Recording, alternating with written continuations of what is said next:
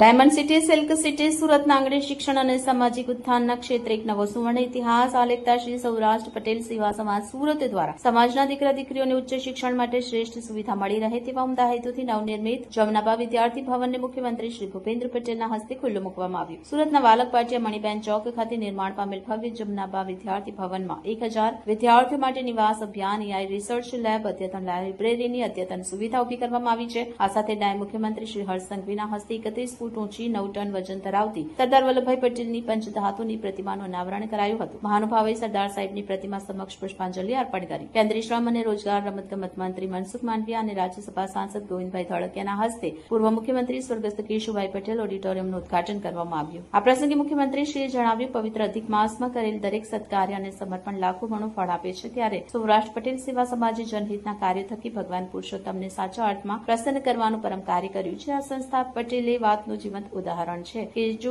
સૌ સાથે મળીને પ્રયાસ કરીએ તો વિકાસ કેટલી ગતિ અને વ્યાપ સાથે સાકાર થઈ શકે છે.